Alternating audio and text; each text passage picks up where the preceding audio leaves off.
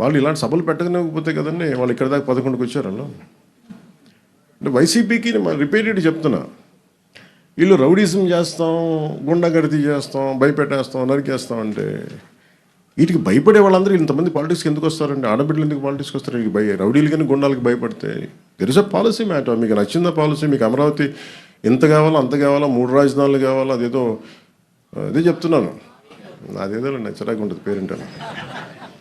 అందుకే అంటే నేను ఎంత ల్యాండ్ కావాలి అనేది అదొక ఇట్స్ ఆల్ డిపెండ్స్ ఒక్కొక్క విషయం.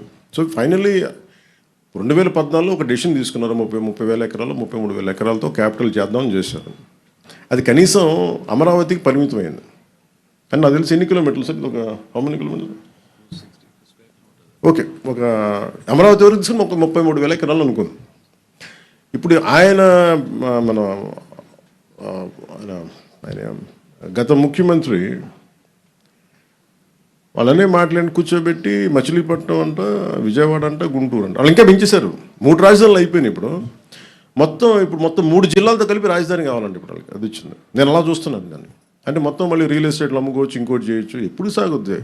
చాలామంది చచ్చిపోతారు ఇవన్నీ ఈ లోపు, చాలామంది పోతారు. ఎందుకంటే అంతకాలం ఒక రాజధాని నిర్మాణం కానీ ఇవన్నీ కూర్చోవాలంటే రూమ్ ఒక రాత్రి నిర్మింపబడలేదు కదా. హైదరాబాద్ రాత్రి నిర్మింపబడిందా?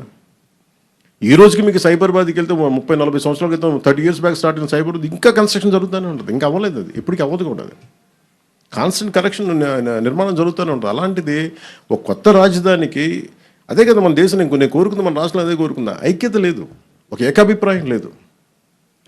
ఇది నాకు ఒక అభిప్రాయం ఉంటుంది, ఇంత రాజధాని ఏ సైజులో ఉండాలి నాకు ఒక అభిప్రాయం. కాబట్టి ఇంక అందరూ కలిసి ఒక నిర్ణయం తీసుకున్నారు కదా. తీసుకున్నప్పుడు ఇంక దాన్ని ముందుకు తీసుకెళ్ళాలి, దాన్ని ఒక ఆచరణలో పెట్టాలనుకుంటాం తప్ప ఇంక దాన్ని ఇంకా కన్ఫ్యూజన్ తీసుకొచ్చి ఇంకా దాన్ని చండాలం చేసి ఇది కొంచెం రైట్ ప్రాసెస్ కాదు సార్. మీది last question sir. Thank you sir.